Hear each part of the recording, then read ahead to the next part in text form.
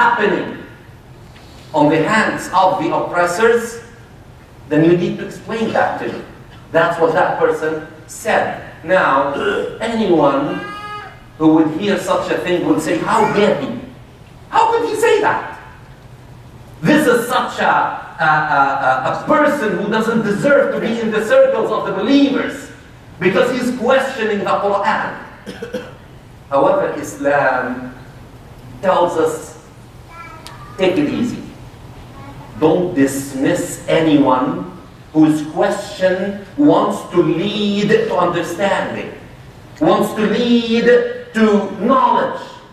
And actually, if we examine Islamic history, we know that such things, such suspicions, such fear, such questions were asked even at the time of Rasulullah sallallahu alaihi wasallam.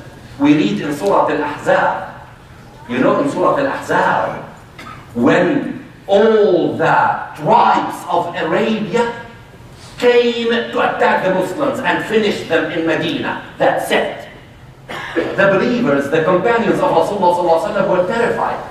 They were scared. For 21 days, they were so terrified that the Quran described their fear by saying, after أعوذ بالله من الشيطان الرجيم, وَإِذْ زَاغَتِ الْأَبْصَارُ وَبَلَغَتِ الْقُلُوبُ الْحَنَاجِرَ وَتَظُنُّونَ بِاللَّهِ الظُّنُونَ وَتَظُنُّونَ بِاللَّهِ الظُّنُونَ هُنَالِكَ ابْتُلِيَ الْمُؤْمِنُونَ وَزُلْزِلُوا زِلْزَالًا شَدِيدًا. Allah subhanahu wa ta'ala is telling us that this is normal. And telling us about the example of the battle of the Confederates, of Al-Khandaq, the ditch. He said, remember, when your vision became fixed.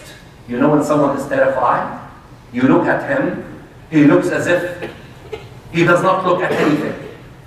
And the Quran described that. Remember, when the vision, when the sight of the believers became transfixed. And remember at times when you were so scared, you could feel that your heart was beating in your throat. That's how fearful you were. And that's what the Quran described. And on that occasion, the believers started to have their doubts. They asked, aren't we on the right? Why are we being attacked? Why are we... They asked questions. And Allah subhanahu wa ta'ala said, هُنَالِكَ ابْتُلِيَ الْمُؤْمِنُونَ. The believers were tested big time. وَزُلْزِلُوا زِلْزَالًا شَدِيدًا. Now all of this is to be understood as, even at the time of Rasulullah sallallahu alaihi wasallam, you know, those believers asked questions, so it is okay. Don't dismiss a question that you have. And actually, there is a hadith reported by Muslim in his Sahih, by Ahmad in his Musnad, and by Abu Dawood in his Sunan, where the believers came to Rasulullah sallallahu alaihi wasallam and they said to him, Ya Rasulullah, inna najidu fi anfusina ma yata'azam alayna an natakallama bihi. They said, O Messenger of Allah, sometimes we feel in our hearts certain things that we are so scared to even verbalize, to talk about. We would be so embarrassed to talk about what's in our heart, meaning suspicion, meaning doubts about certain things. Look what Rasulullah sallallahu alaihi wasallam said to them. He said, أَوَجَدْتُمُ? Did you really feel that in your hearts? That you cannot even talk about it? They said, Bala ya Rasulullah. What did Rasulullah say to them? He said, فَذَلِكَ مَحْضُ الْإِيمَانِ. This is what faith is all about. When you feel that you are a little bit uncomfortable to voice your suspicion, this is what faith is all about. Faith allows you to be transparent. So therefore, after saying all of this, I would like to mention two facts about why are these things happening in the world. Why all of this bloodshed? Why so many children? More than 600 children in the last month and a half. You would say, what's their fault? Nothing. But let us remember two facts I want to mention. Please remember them and put them aside. Number one, there are two modes of reality. Reality, facts, exist in two molds, in two modes, in two niches, in two. One of them is in the unseen. And one of them is what we witness, what we see. Now the unseen, the knowledge thereof belongs to Allah subhanahu wa ta'ala. There are things that happen that we cannot understand. We cannot find any explanation to. And this is called, in the language of the Quran, al-ghayb. And there are things that when we see, if they are not proper, we adjust them according to the laws that we know. And this is called al-shahada. Allahu la ilaha illa huwa alimul ghaybi wa shahadati huwa ar-Rahman ar-Rahim. Allah is the one who knows both. The knowledge of the unseen and the knowledge of the seen. Alimul ghaybi wa shahada. But as for us, we can only understand and know that which we see in this world. And I don't mean here that we see with our eyes, okay? That we really can discover in this world. That is not part of the unseen. So let us remember that. That when we ask, why is this happening in the world? Maybe the knowledge thereof belongs to the unseen and the unknown. That is only with Allah subhanahu wa ta'ala. That's number one. Number two, Allah subhanahu wa ta'ala, the creator of this universe, who has the sole right to determine the laws of what He created. We cannot question, why did Allah subhanahu wa ta'ala create this like that? That only belongs to Him. Allah subhanahu wa ta'ala created everything in this universe, pre-programmed to self-destruct. Everything. You know, there are galaxies that you know. Our galaxy is one of them. After some time, it will self-destruct and become a black hole.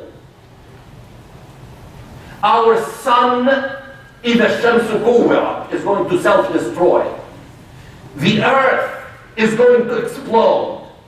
Everything is pre-programmed to end.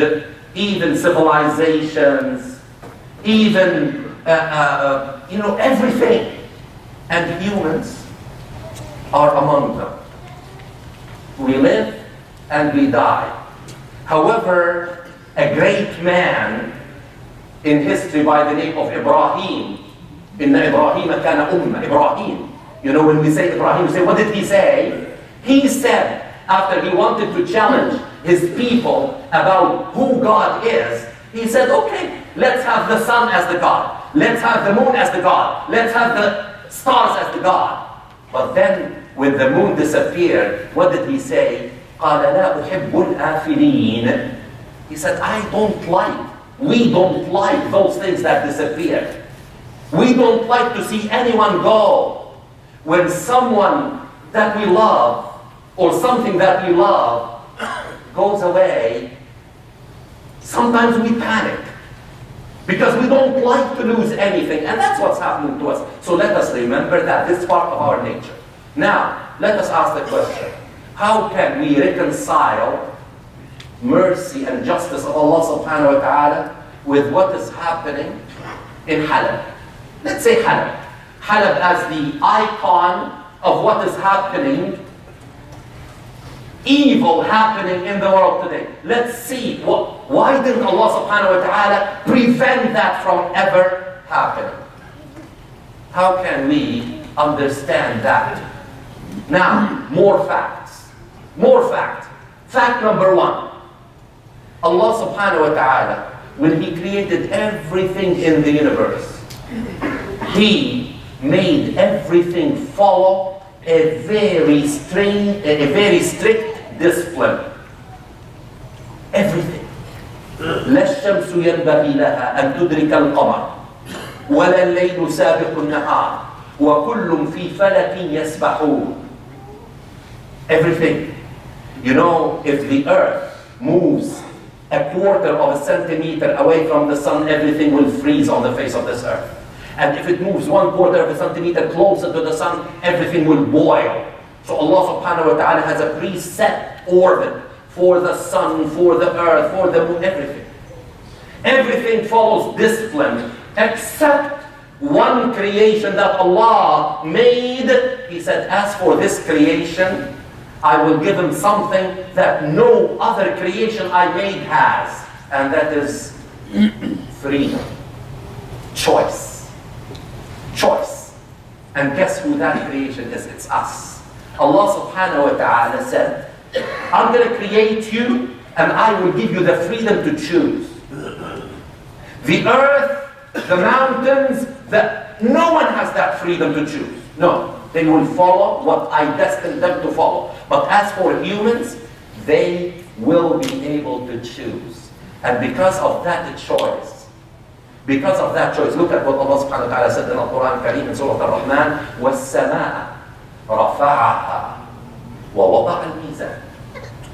He gave us the example, the heavens were raised, established, وَوَضَعَ الْمِيزَانَ. Everything follows a balance. But now look at this. أَلَّا تَطْغَوْا فِي الْمِيزَانِ. Allah is talking about the heavens. So why is he talking about humans now? Because Allah subhanahu wa ta'ala is giving us the example of the heavens, that it follows discipline. But as for you humans, because I gave you freedom, remember, أَلَّا تَطْغَوْا فِي الْمِيزَانِ. You are going to choose to be disciplined. You are going to choose that. But if you don't, you are going to bypass your limit. Allah taqaw fil mizan. The mizan that I gave to the heavens and the earth and. But for you, you have the choice. Now imagine if we say, we don't want that choice to stop the bloodshed. Oh Allah, stop everything. We don't want that freedom. Imagine if we wake up every morning predestined to do something. How could life be on the face of this earth for us? We will not be able to live that life. So Allah subhanahu wa ta'ala said that I'm going to give you that freedom and you will choose between goodness and between evil. You are going to choose how to interact with whatever is around you. وَنَفْسٍ وَمَا سَوَّاهَا فَأَلْهَمَهَا فُجُورَهَا وَتَقْوَاهَا. Allah subhanahu wa ta'ala created this nafs and then He said, you choose.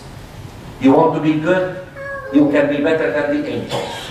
You will be bad? Look what you can do. And what we are witnessing is the choice of evil by human beings. And there's something that we forget before I finish the first khutbah I would like to mention. That there's lots of goodness around us. But part of our nature, again this is another fact, is that when we see something good, we forget about it so quickly. But when we see something evil happening, it sticks in our mind. We never forget it. That's part of our nature. وَإِذَا أَنْعَمْنَا عَلَى الْإِنسَانِ أَعْرَضَ وَنَأَى بِجَانِبِهِ وَإِذَا مَسَّهُ الشَّرُّ فَذُو دُعَاءٍ عَرِيضٍ. Allah subhanahu wa ta'ala is telling us that whenever goodness happens to us, it's normal. We forget about it. We even stop thanking Allah subhanahu wa ta'ala for that goodness. We don't even attribute that goodness to Allah subhanahu wa ta'ala. أَعْرَضَ وَنَأَى بِجَانِبِهِ وَإِذَا مَسَّهُ الشَّرُّ فَذُو دُعَاءٍ. Ya Rabb, Ya Allah, I need you now. And there are many examples in the Quran that talk about exactly that. This is our nature. It's a funny nature. Now, before I sit for the second khutbah, I would like to ask. Now, somebody would say, but does this justify whatever is happening? I will just leave with us something. And that something is that this life we are living on this planet is دار ممر لا دار مستقر ودار ابتلاء لا دار هناء. This life is a passage. It is not our final abode. Perhaps this is our problem, is that we always look at our life on this earth as it. That's it. Why this is happening? If you want to compare that to your life at school, when you really suffered staying up till 3, 4 in the morning, working on an assignment, and you were so tired, you said, you know, why did I get myself into this mess in order to get a piece of paper to work with in my profession? At times, we used to ask that. Now, it feels like it is a distant past. Ya Allah, it was worth it. It was worth it. So this earth, whatever is happening, you know, those children that are dying with no fault of their own. Allah subhanahu wa ta'ala told us in Surah Al-Imran, look at this. وَتِلْكَ الْأَيَّامُ يُدَاوِلُهَا بَيْنَ النَّاسِ وَلِيَعْلَمَ اللَّهُ الَّذِينَ آمَنُوا وَيَتَّخِذَ مِنكُمْ شُهَدَاءَ. Now, I used to read the ending of this ayah just like this to get to the other ayah. But when I was thinking about this khutbah, I said, stop. I always used to wonder, why did this ayah end by something I didn't understand? And I didn't find it in the books of tafsir that anyone understood what's the relationship. وَيَتَّخِذَ مِنكُمْ شُهَدَاءَ وَاللَّهُ لَا يُحِبُّ الظَّالِمِينَ. What does zulm, oppression, have to do with graduating martyrs? Think about it. For every shaheed that Allah graduates, there is an evildoer, an oppressor who will kill that shaheed. And that becomes a zalim. But look at this. The zalim was the tool that graduated the shaheed. The shaheed is with Allah, and then Allah says, you know, I'm going to take care of the zalimeen because I don't like them. Wallahu la yuhibbu zalimin. Let us think about it. Now we know we don't like to see those children disappear, but let us celebrate their shahada. Because they are, Allah tells us, وَلَا تَحْسَبَنَّ الَّذِينَ قُتِلُوا فِي سَبِيلِ اللَّهِ أَمْوَاتًا بَلْ أَحْيَاءٌ عِنْدَ رَبِّهِمْ. It did not stop. It said, يُرْزَقُونَ. يُرْزَقُونَ. They are happy with Allah. فَرِحِينَ بِمَا آتَاهُمُ اللَّهُ مِنْ فَضْلِهِ وَيَسْتَبْشِرُونَ بِالَّذِينَ لَمْ يَلْحَقُوا بِهِمْ مِنْ خَلْفِهِمْ. They are happy. أو مِنْ بَعْدِهِمْ. They are happy. So I know we are very upset, but this is how Allah created us. This is life for human beings. أقول قولي هذا وأستغفر الله العظيم لي ولكم فيا فوز المستغفرين. Make dua to Allah subhanahu wa ta'ala, He will accept our dua. Ameen ya Rabbal Alamin.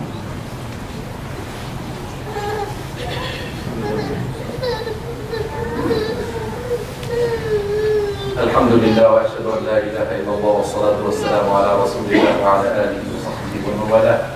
رب اشرح لي صدري ويسر لي أمري واحلل عقدة من لساني يفقه قولي.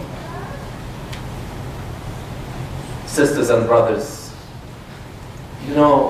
let us summarize what we heard in the first khutbah, that it is okay to sometimes ask questions that we feel inadequate to verbalize. We say, what would people say about us? But Allah subhanahu wa ta'ala, who created us, said it's okay, ask those questions.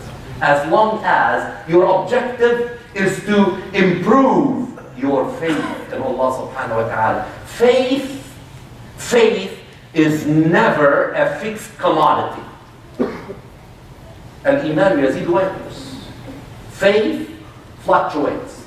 So it's okay. And Allah subhanahu wa ta'ala made it fluctuate to tell us, it's about time you go and search for something that will bring you close to Allah subhanahu wa ta'ala, because you haven't been doing that enough. Go and look. That's how we know that we need to work on our iman, on our faith, so that we get closer to Allah subhanahu wa ta'ala.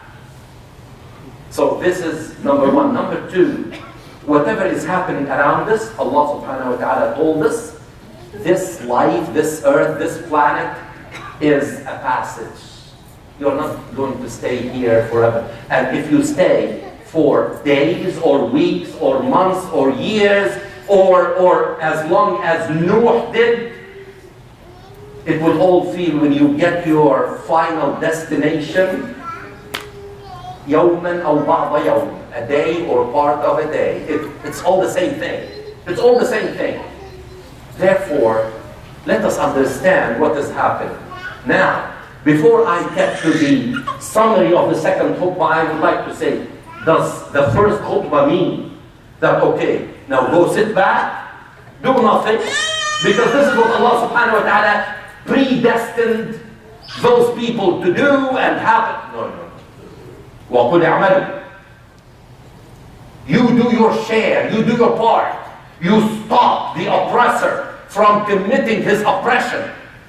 أفضل الجهاد كلمة حق عند سلطان جائر. The best kind of jihad is to stand in front of an oppressor and say, what you are doing is wrong. You have to stop. And the hadith of Rasulullah sallallahu alaihi wasallam, "Man ra'a minkum munkaran falyughayyirhu biyadihi." If you see something wrong, you change. Now, however, the unfortunate thing is that somebody took this hadith and they said, we are going to go and join, some groups. This is not what biyadih means. You know what we do as Muslims, and sometimes we fail. Look, we could have tried our very best to let the law of Islamophobia pass, but it didn't.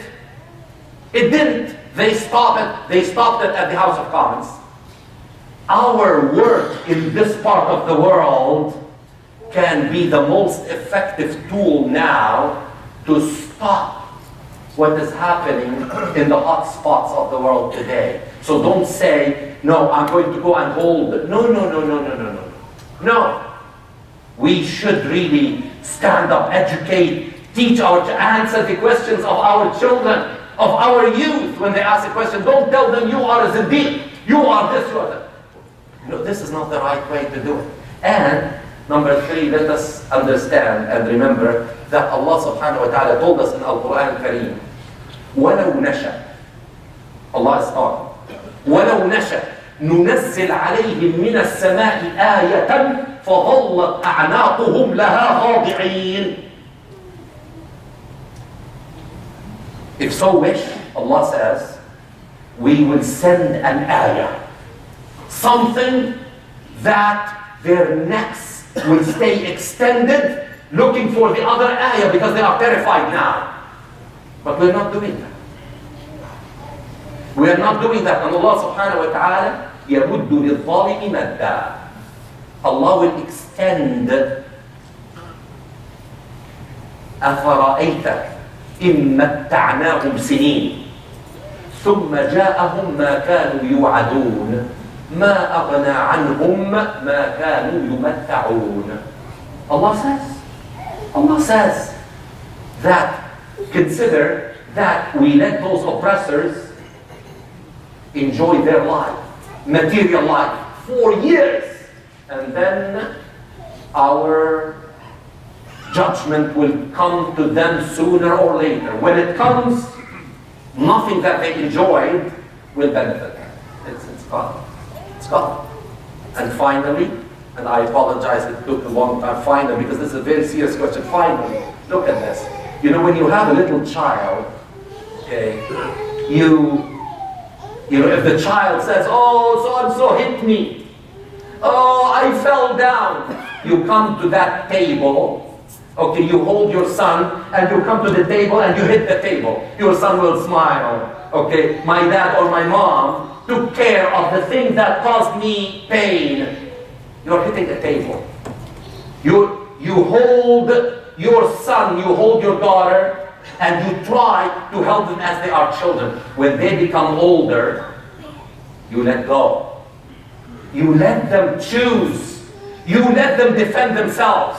So that time when Allah subhanahu wa ta'ala came to the aid of Musa alayhi salam and split the sea and made Fir'aun drown in it, at the time of destroying Ad and Thamud, at the time when Allah subhanahu wa ta'ala sent angels, 3,000 or 5,000 min al-malaikati murdafin, to help in the battle of Badr, 314 against 1,000 of the non-believers. The time when Allah sent angels to be with them, it's gone. We are not children anymore. So Allah subhanahu wa ta'ala is telling us, this thing is happening in Halab or in Palestine or in this or in that. You have to do something about Al-Masjid Al-Aqsa yourself. I'm not going to interfere by a natural miracle. I'm not going to. Therefore, let us do our share and leave the rest of Allah subhanahu wa ta'ala. اللهم صل على محمد وعلى ال محمد كما صليت على ابراهيم وعلى ال ابراهيم وبارك على محمد وعلى ال محمد كما باركت على ابراهيم وعلى ال ابراهيم في العالمين انك حميد مجيد. اللهم اغفر لنا ذنوبنا وخطايانا واسرافنا في امرنا وكفر عنا سيئاتنا. اللهم ارنا الحق حقا وارزقنا اتباعه وارنا الباطل باطلا وارزقنا اجتنابه. اللهم علمنا من ديننا ما جهلنا وذكرنا منه ما نسينا وكن معنا ولا تكن علينا. عباد الله إن الله يأمر بالعدل والإحسان وإيتاء ذي القربى وينهى عن الفحشاء والمنكر والبغي يعظكم لعلكم تذكرون. اذكروا الله العظيم يذكركم وادعوه يستجب لكم ولذكر الله أكبر والله يعلم ما تصنعون وأقيموا الصلاة. الله أكبر الله أكبر أشهد أن لا إله إلا الله أشهد أن محمدا رسول الله. حي على